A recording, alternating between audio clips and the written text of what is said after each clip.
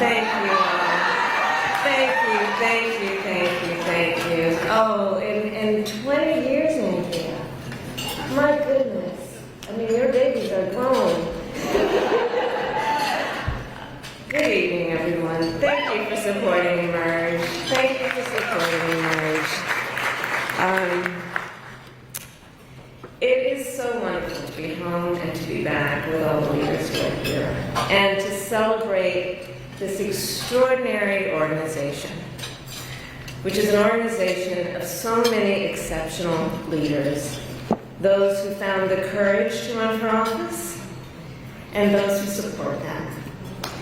Emerge, I will say something you know. Throughout my entire career in life, I have always believed in the ideals of our nation. The ideals reflected in the Declaration of Independence, that all are created equal and endowed by our Creator with certain inalienable rights.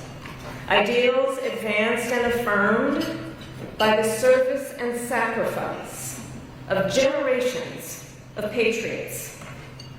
The ideals that ground the Constitution of the United States, that here in our country, power ultimately lies not with the wealthy or well-connected, but with all of us, with we the people.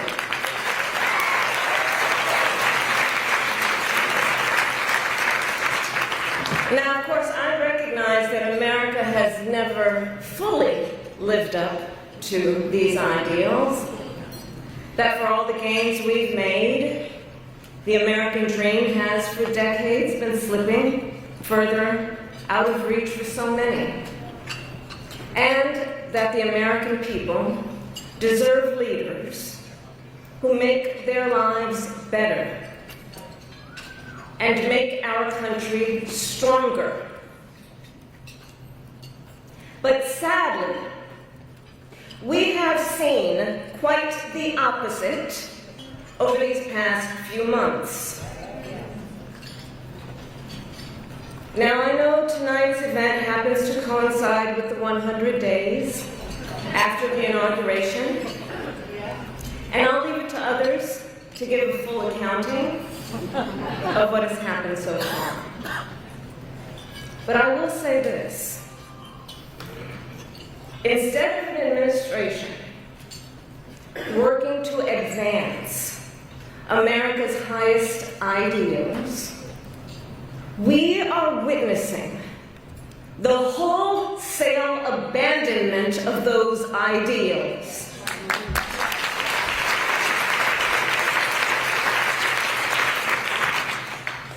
And what we are also seeing in these last 14 weeks is Americans using their voice and showing their courage. We all know President Trump and his administration and their allies are counting on the notion that fear can be contagious. They are counting on the notion that if they make some people afraid, it will have a chilling effect on others. But what they're overlooking, what they have overlooked, is that fear is not the only thing that's contagious. Courage is contagious.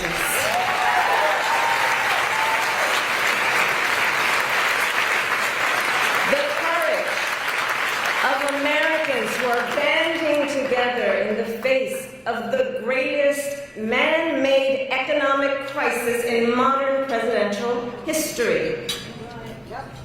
Americans across the political spectrum who are declaring that the president's reckless tariffs hurt workers and families by raising the cost of everyday essentials, devastate the retirement accounts that people spent a lifetime paying into, and paralyze American businesses, large and small, forcing them to lay off people, to stop hiring or pause investment decisions. The courage of Americans we are seeing who are rallying at Social Security offices to protect their hard-earned benefits. Of Americans who are speaking out to say, it is not okay to violate court orders. Not okay. Saying it is not okay to detain and disappear American citizens or anyone without due process.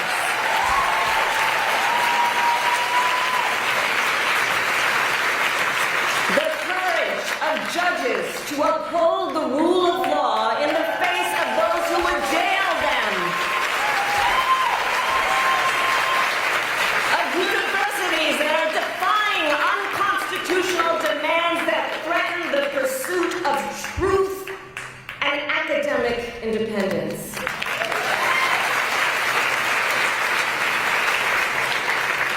And I will tell you, the courage of all these Americans inspires me. And I have been inspired by the movements like the one in Wisconsin that put Susan Crawford on the Supreme Court.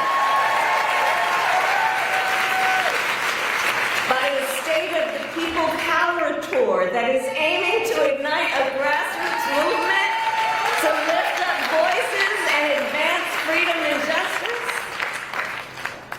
And by leaders across the spectrum, including congressional leaders like Cory Booker, Chris Van Hollen, Chris Murphy, Jasmine Crockett, Maxwell Cross, AOC, and Bernie Sanders.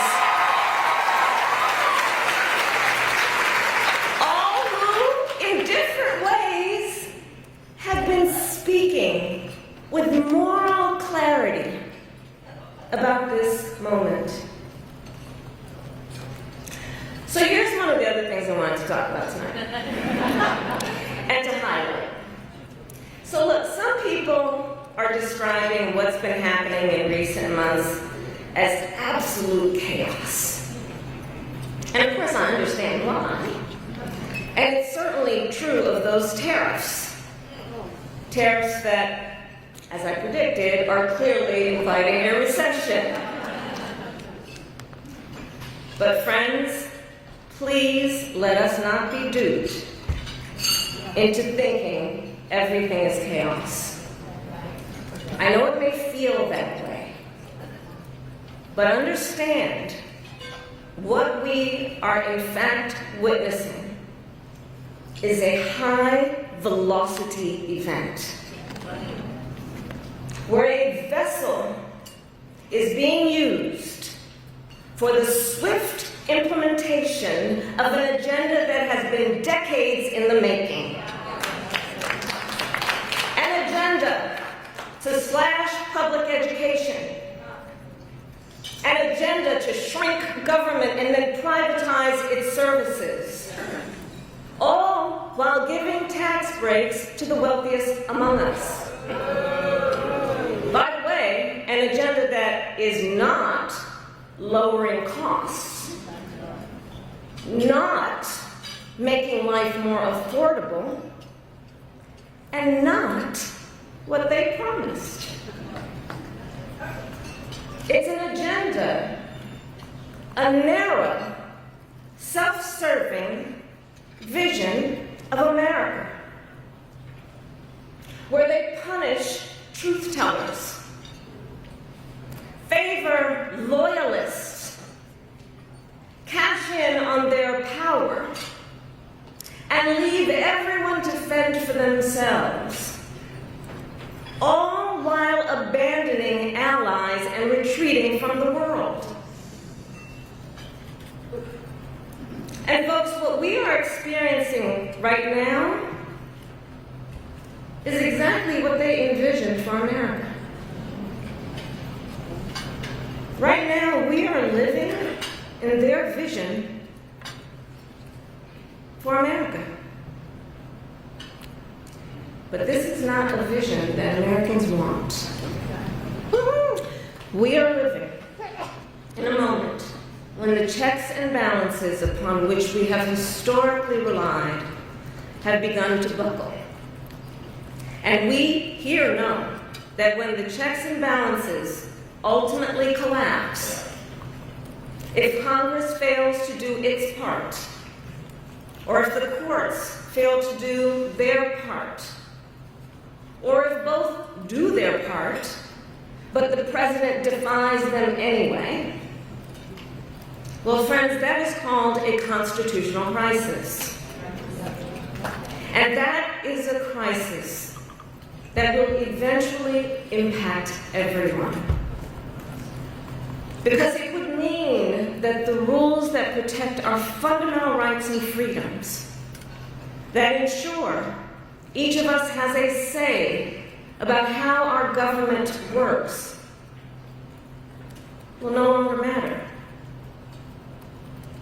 And if that happens, the one check, the one balance, the one power that must not fail is the voice of the people.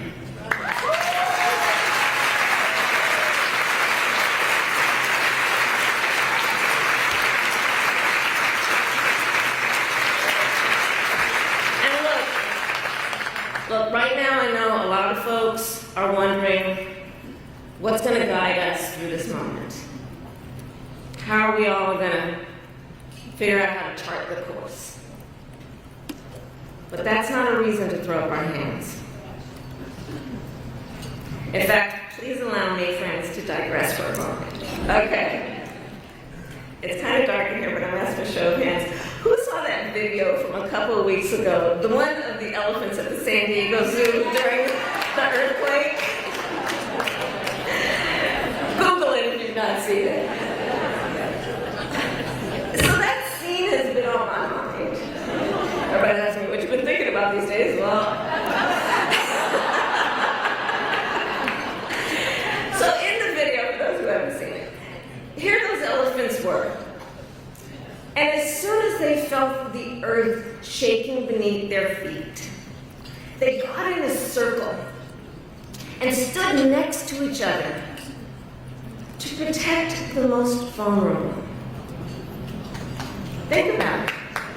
What a powerful metaphor. Because we know those who try to incite fear are most effective when they divide and conquer, when they separate the herd, when they try to make everyone think they are alone. But in the face of crisis, the lesson is don't scatter. The instinct has to be to immediately find and connect with each other, and to know that the circle will be strong.